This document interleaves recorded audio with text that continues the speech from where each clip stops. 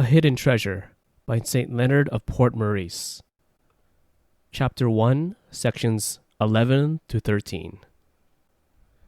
But you will say to me, quote, "Therefore it is quite enough for us to assist at, or cause a single Mass to be celebrated, in order to get rid of all those most weighty debts we owe to God by reason of the many sins we have committed, because the Mass, being of infinite value, we can thereby render to God an infinite satisfaction." End quote. Do not rush to so rash a conclusion, I beseech you, for although the Mass is of infinite value, you must know, nevertheless, that God accepts it in a manner limited and finite, and conformably to the greater or less perfection in the dispositions of him who celebrates, causes to be celebrated, or assists at the sacrifice.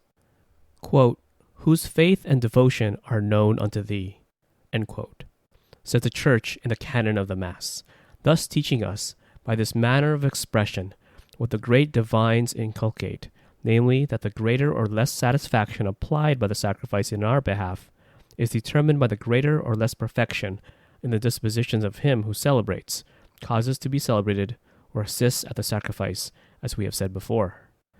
Now only think of the folly of those who go in search of a Mass celebrated rapidly, or, what is worse, who assists thereat with little or no devotion. Think of the culpable indifference of those who never ask to have Mass celebrated for them, and who are careless in selecting for what that purpose priests who are most remarkable for their fervor and devotion. It is certain, says St. Thomas, that all sacrifices, as sacraments, are equal in dignity, but they are not equal, however, as far as regards the effects that flow from them. Hence, the greater the actual or habitual piety of the celebrant, the greater shall also be the fruit of the application of the holy sacrifice, so that to make no distinction between a tepid and a devout priest in the function of celebrant is to be indifferent whether the net with which you would fish be big or little. All this is equally applicable to those who assist at Mass. And although I would exhort you with all my energies to hear as many Masses as you can, yet I feel bound to admonish you that you should have more regard for the greater devotion than for the greater number. Because if your devotion at one single Mass be greater than that of a man who assists at 50, you will give more honor to God in that single one, and you will derive more benefit from it than the other does from 50. In satisfaction, says St. Thomas, the disposition of the party offering is more regarded than the quantity of the oblation. And although it is certain, as a profound authority lays down, that in some particular instance the justice of God might be satisfied for all the sins of the most heinous criminal through one Mass heard with entire and unalloyed devotion, according to the Council of Trent, which teaches that in consideration of the offering made in this holy sacrifice, God grants the gift of penitence, and then, through the instrumentality of true penance, pardons the most grievous, enormous, nay, and sins of infinite magnitude. Nevertheless, since neither the internal dispositions with which you assist at Mass is manifest to yourself, nor the satisfaction corresponding to it, you ought to secure yourselves as much as you possibly can by hearing many Masses, and hearing them with all possible devotion. And thrice happy will you be if you cherish great confidence in the mercy of God that operates so wonderfully in this divine sacrifice. Thrice happy indeed if you assist as frequently as possible at Mass with lively faith and devout recollection in your heart. Acting thus, you may reasonably cherish the hope of going direct to heaven without touching even the confines of purgatory. To Mass, therefore, to Mass, and never let such a scandalous proposition as, quote, "a Mass more or a Mass less counts for nothing," end quote, be heard from your lips. Our third debt is one of gratitude for the countless benefits that our most loving God has bestowed upon us. Contemplate in one accumulation all the gifts and all the graces which you have received from God. So many gifts of nature and grace, body, soul, and senses, intellectual faculties, health, and life itself. Add to all these the very life of his Son, Jesus, and the death that he suffered for love of us. And then say to yourself, does not all this increase 1,000-fold the debt that I owe to God? But when will we ever be able to thank him as we ought? If the law of gratitude is observed by even the untamed beasts that have often changed their fierce nature into gentleness to those whom they received a kindness, much more surely should it be observed by men gifted with the great powers of reason, and so eminently endowed by the divine liberality. But then again, so great is our poverty that we have no means of making a return for the least of the countless blessings which we have received from God, because as the very least of them, all comes to us from the hands of a majesty so exalted, and accompanied by infinite charity. It acquires an infinite value and obligates us to an infinite correspondence. O wretched we, if we cannot sustain the weight of one single benefit, how will we be able to bear the still greater weight of benefits so great, nay, and so innumerable? Are we then placed in the direful necessity of living and dying ingrates to our supreme benefactor?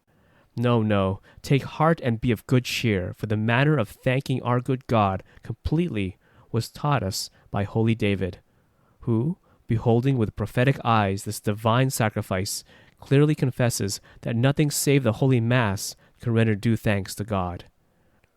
What shall I render unto the Lord for all his benefits to me? Asked the psalmist. And then answering himself, he continues, I will take the cup of salvation.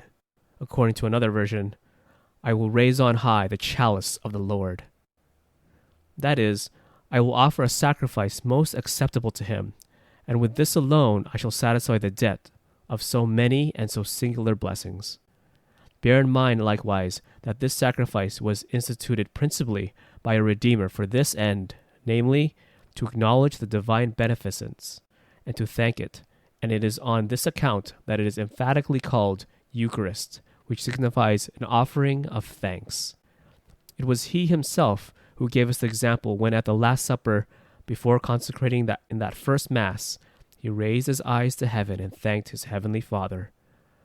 O divine thanksgiving that discovers to us the sublime end for which this tremendous sacrifice was instituted, and invites us to conform ourselves to our Supreme Head, in order that in every Mass at which we assist we may know how to avail ourselves of so great a treasure by offering it in gratitude to our Supreme Benefactor. And that we may be more zealous in carrying out the divine intentions, let us always remember that all paradise, the Virgin Mother and the angels and saints, exult when we offer this tribute of thanks to so great a monarch. It is related of the venerable sister Francesca Farnese that her whole life was tormented by 1,000 yearnings of love, because she felt that she knew not how to return adequate thanks to her Lord for the divine blessings with which he had covered her from head to foot. It was on one of these occasions, when she was lamenting her inability to offer to God the gratitude which he so eminently deserved, that the Virgin Mother appeared to her and placed the heavenly infant in her arms, saying, Take him, for he is yours, and with him alone you will find it easy to discharge all your obligations. O thrice blessed Mass, which places the Son of God not only in our arms and hands, but also in our hearts. A little child has been given to us, in order that we may be enabled to do that which exceeds our unassisted weakness. For most certainly with his aid we will be able to discharge fully and entirely the debt of gratitude that we owe to God. Nay, in the Holy Mass, we give to God in a particular sense something more than what he hath bestowed upon us, if not in reality, at all events in appearance. Since only the Eternal Father has given us his divine Son in the Incarnation, and we give him back to him again countless times in this holy sacrifice. Hence, to a certain extent, it seems that we possess the advantage, not indeed in the quality of the gift, since nothing greater than the Son of God could have been given to us, but apparently by returning to him so often and repeatedly the very identical gift. O great and most loving God, would that each of us had countless tongues to return these infinite thanks for this inestimable treasure of the Holy Mass with which thou hast enriched us. Have you as yet learned to set due value on this great treasure? Ah, if hitherto it has lain a treasure hidden from you, now that you have begun to know its transcendent value, let a holy amazement overwhelm you, and repeat over and over again incessantly, O treasure incomparable, O treasure beyond all price. Thank you again for listening to another episode of Tradition with a Catholic Tea.